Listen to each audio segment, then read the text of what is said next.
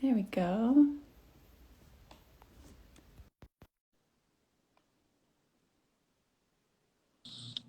Annika, Hi, how are you? good. How are you? I'm I'm good. good. This is so much fun. Are you in the middle of your workday right now? I am. I'm on my lunch break.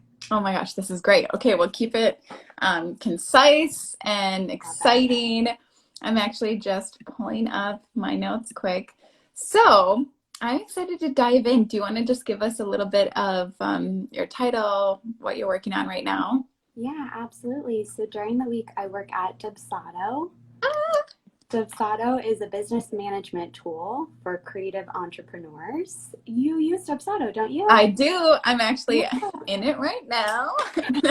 Multitasking. Yeah, definitely. Yeah, so that's what I do during the week. I'm on the education team. Uh-huh. So I'm helping with a lot of resources, trying to get Cool. users up to speed on how to use everything inside the platform, set it up just for their business. And then Mhm. on weekends, I'm just about to relaunch my business, What's Said in Laurel, as a side hustle, Heck yeah. where I will still be working with small business owners, but I'll focus on kind of a broader strategy with systems and process. Which is, guys, it's amazing. If you go to her site, she gave me some like really expensive content for free. And it like the things that she could do to organize the back end of your business, it's insane. And it makes sense so much that you work at Dubsado because obviously this is your genius.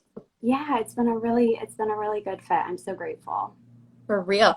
Well, so you know my series question. It's all about what when I grew up, those big dreams that we've all had. And Yeah. I'm gonna keep tailoring and kind of figuring this out as I go, but I'm just loving having conversations with other awesome entrepreneurs and just kind of dive into those big dreams and what we're all doing to achieve them and also if it's hard and what those obstacles are because I learned so much from hearing other people's processes and journeys. I don't know about you. It's like so much fun. Yeah, definitely. Also, oh, it's just so weird being live. I know. But I did it this way because we could jump on a Zoom and then I edit and we make it all beautiful. But it's more fun when it's just like, hey, everyone's on their lunch break or they're procrastinating something. Come hang out with us and we can talk about all things startup, entrepreneur, career, anything. Yeah, I like it. So, did you have a what do you want to like a when I grow up dream when you were little? Yes, I'm sure I had plenty. Yeah. But the first one that I can remember is I wanted to be an author. I had it in my head that I would be the youngest published author. Heck I yes. never looked up like what that actually would have been at the time. Yeah. I probably moved on to something else. But yeah, that was the first tangible thing that I wanted to shoot for. That is so cool. Did you take steps in that direction? Like, did you start doing classes, or I don't know how young you were, but I journaling? Yeah, I was definitely like elementary school. So I Cool. remember starting a project and recruiting my friend to illustrate it. No way.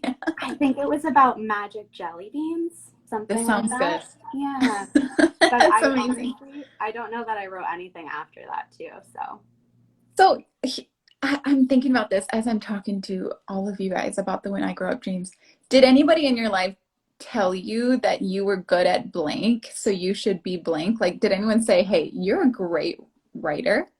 You would be so good at this. Like, was I, that ever a nurture thing? I think it probably came from a school project. We probably had Okay. homework where we had to write something. And Yeah. there was one assignment where there were a couple extra pages at the back Yeah. where your classmates could go and like give you feedback. And I think I probably just went with it. I was like, wow, I got some compliments here. I think this is it for me. I'm going to go with it. That's so cool. I think it was also some self awareness at the time that it was a comfortable like medium to communicate. Hmm. I could express myself through writing and not necessarily like answering or talking in front of the class or speaking to someone one on one, but I could go Right. away and figure out what I wanted to say and Yeah. be like very nitpicky and a perfectionist in that way too. I'm sure that all appealed. That's so cool. Okay, this is side note, and we're not going as in order of what I'm thinking of running through, but have you ever taken the Enneagram test? Yes. Could you guess my Enneagram from my Wait, no, name? no, no, no, no. I'm kind of wondering it as you're talking, but I don't know. I can't pinpoint you. You're like one of there's like three in my mind that you would be. What are you? Oh, interesting. I've kind of bounced around as well, but Okay. right now I feel really comfortable saying I'm a 1 with a Cool. 9 wing. Cool. My Yeah. husband's a 9. So Really? for those of you watching, the Enneagram is basically like a Myers-Briggs personality test that is very actionable, and it helps you kind of understand where you may lean in strengths and weaknesses. And I don't know if I'm summarizing this correct, but where Yeah. you lean in strengths and weaknesses, and then how you can better relate to those around you. So if you know where they kind of are, their personality type is, you can work better with a coworker or relate to your friends or family. It's really interesting if you want to dive into that kind of stuff. Obviously, Annika and I are so in. I'm a 3. I just found Nice. out. I had, Really? Recently? yeah, I had originally taken it like early last year, and I came out as a 2. And I Mhm. just, everything I read, I was like, yeah, totally, but not really. Like it was kind of there, but not really. So, Yeah. and then so a friend who's like super into it said, I'm pretty positive you're a 3, and she was explaining stuff, and I'm like, yes, yes, yes, yes, yes, with a wing 4. So what that means is Mm, I lean towards like the romantic creative side. right. But the 3 is called the achiever. And what was yours? The 1 is called the perfectionist, correct? Perfectionist, also known as reformer. Reformer, yes. Okay, Yes. cool. When I first found out about Enneagram and I read through all of the nicknames, perfectionist just like really, I had an aversion to it. I was like, I do not want to be a 1. That's That's what such they a, say. Whoever you are, yep. yeah. Hmm. Yeah, that can help you kind of pinpoint what is really the Hmm. right fit. Yeah. So I Yeah. had such a strong reaction to it at first. And it's like, it's because it's true. I'm Yeah. absolutely a perfectionist. But reformer also is a good fit for me too, because I always have a draft mentality. Like I like to do Mm, a rough draft and then tweak it and pick at it and come back to it, and just yeah, work in layers that way too. And that's maybe cool. that maybe even comes back to being an author too, having the chance to Mhm. revise, revise, revise, and not Yeah. just like one shot to give a speech. Yeah. And also, it makes so much sense what area you've decided to create a company, and then all the companies you've worked with in regards to like your who you are and your strengths. Not that it's a box that we all fit into, but it's very interesting to kind of see somebody else tell you about yourself, and it makes so much sense. That's how Yeah. I would explain the Enneagram. Yeah, I agree. It's been really, really helpful for me. So, what is your current when I grow up dream? Like for your job or your career, your new company, I'm thinking that's where you'll lean, or your life, whatever. What is that? And then how are you getting there? Or if you are there, what did you take to get there? Because I want this to be helpful for people, whether they've been doing the same thing for 25 years or they're young, fresh out of college, thinking about different avenues. So if we can talk through our things, maybe a spark moment can happen to other people watching. Yeah, I love that. I'm definitely not there yet. It has been my whole career has been a journey. Mm-hmm. Um, I think right now it definitely involves something with innovation and problem solving, also Cool. fitting nicely into what we were also already chatting about. Yeah. The idea of taking like a big challenge and kind of analyzing it, unpacking it, making it bite sized, Mm-hmm. translating it into different smaller ideas that are easier to understand or move around. All of that really appeals to me right now. And it's been Mm-hmm. a great fit at Dubsado as well, being on the education team, trying to figure out how best to communicate to users who don't have a Mm-hmm. ton of time to learn a new platform, right? And of course, it's important you want to get it right, Mm-hmm. but not everybody can stop and invest 10 hours, 20 hours, and a lot of stuff. So trying to unpack this, and we've talked about this a lot on my team too. It's kind of a web-like system Oh, or yeah. topic, Mm-hmm. and trying to figure out how to explain that in a linear way or at the right Yeah. level that makes sense to someone as well. Mm-hmm. It's an ongoing challenge. I think it always will be as the platform continues to grow and develop So Yeah. I've been looking more into different like strategies and ways to attack something like that. Yeah. And what I love about it so much is it feels really future proofed. Mm. And that's a Mm-hmm. buzzword that stood out to me a few years ago when I was in a totally different job. I was actually working at one of the movie studios. Mm-hmm. I was in I the think we met department. at that time, right? Yeah, That's how we exactly. met. Uh-huh. Yep. It was just right after that. I was in a department that worked on physical packaging for DVDs, which is an industry that is not going to be around forever. Crazy, right? Yeah. So definitely that idea at the time of what is future proofed, what is a future proof career, what are the skills and like ingredients of it that you can Mm-hmm. take from place to place growing along the way. Mm-hmm. So there's definitely something to this mentality of this problem solving kind of mentality that I think applies in all Yeah. kinds of different industries and situations. Yeah, that's Mm-hmm. the thread I'm following. That is so layered, and if anyone can figure it out, it's you. So then, Thank you. how does Whitsed and Laurel play into this kind of thread that you're on? Yeah, so I'll be doing what Sud and Laurel work on weekends. So, Mm-hmm. what I'm developing is a workshop or an intensive that uses a couple different exercises that come from this innovation world. Some from design sprints, and some from IDEO, and some from this is going to be one of my resources for later. Ooh, okay, getting an inside look, everybody.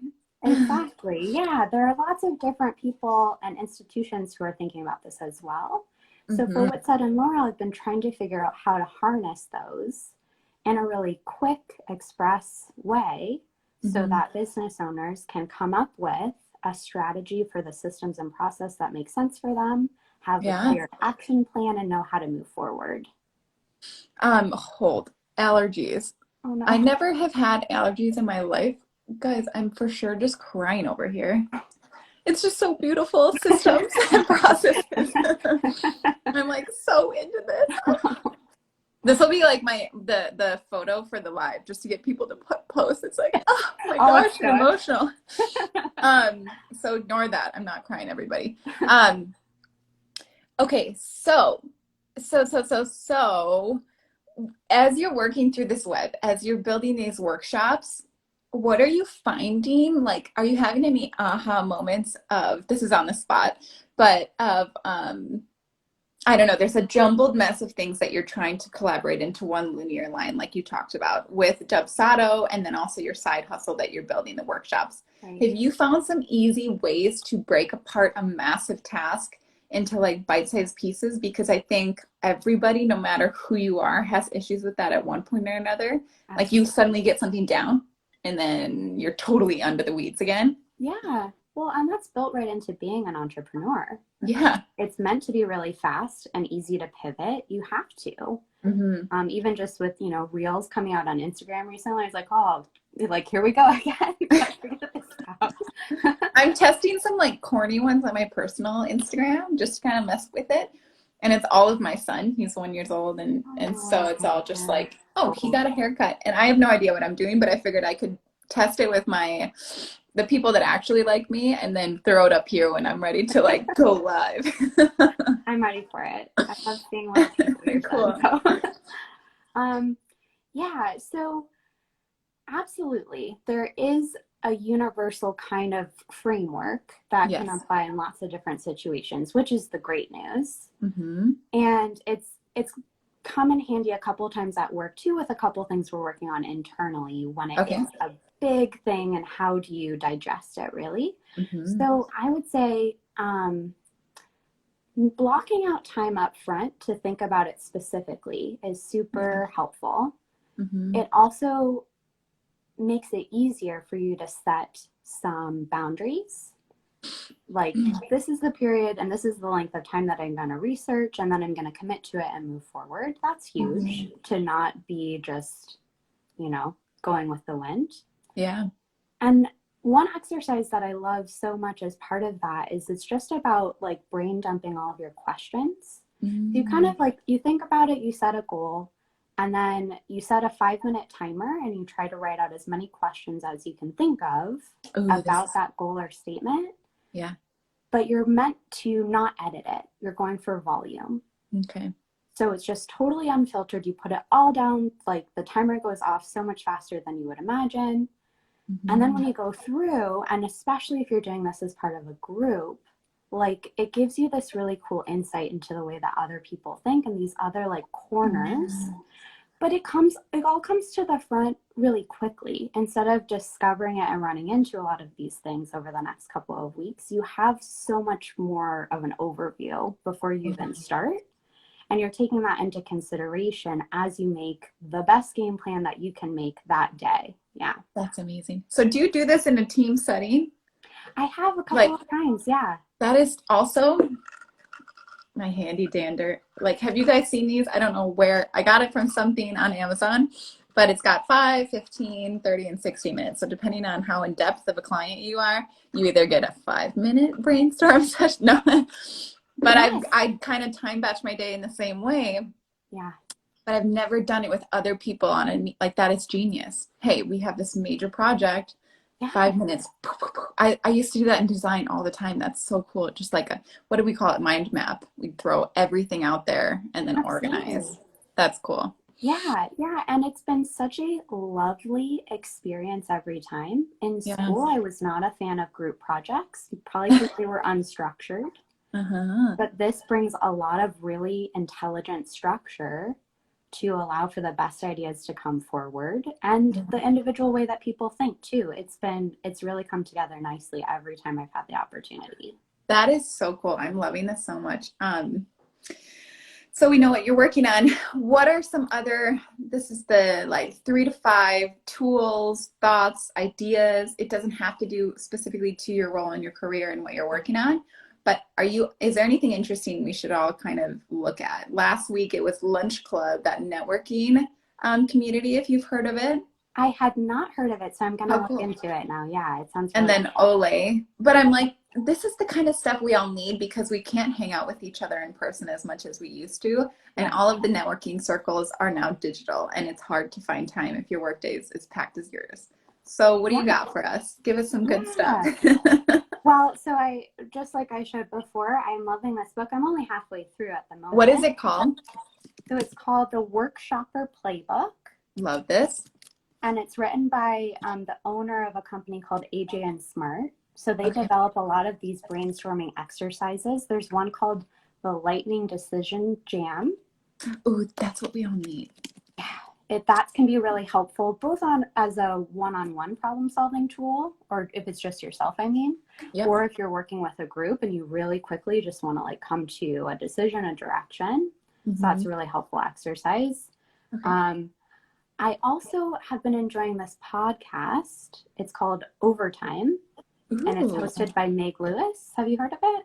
No, I actually haven't. How have I not? What is it about? Yeah, it's about design. So she does a podcast, I think it's every week, and she'll pick a couple things going on in the design world and just share her thoughts on it. She's a designer as well. So she also gives insight into her own career. And something that she was sharing recently is whenever she like kind of picks a direction of something she'd like to do, but she's not getting paid to do it yet, she figures out a way to demonstrate that she does have that skill. Yeah. And it's always with the goal of eventually having it be an additional revenue stream. But she talks about that a lot, which is interesting too. And she's quirky and funny and succinct at the same time. I'm really enjoying that podcast. Okay, that is amazing. I'm excited. It's so funny. I just had a call where that was the thing. They were they wanted to go in an avenue and put a ton of effort towards it, but they didn't have anything to show for it. So it's, showcase demonstrate that you can do it, get a test client on. That's awesome. Exactly. I'll be your test client for Wet Set and Laurel. Come and help my systems. Yeah, I would love that. For real. Like that. I love, I just love getting to know other people's expertise and spreading that to everybody. Yes. Yeah, that's really what we're all in the business of. Yeah. For real.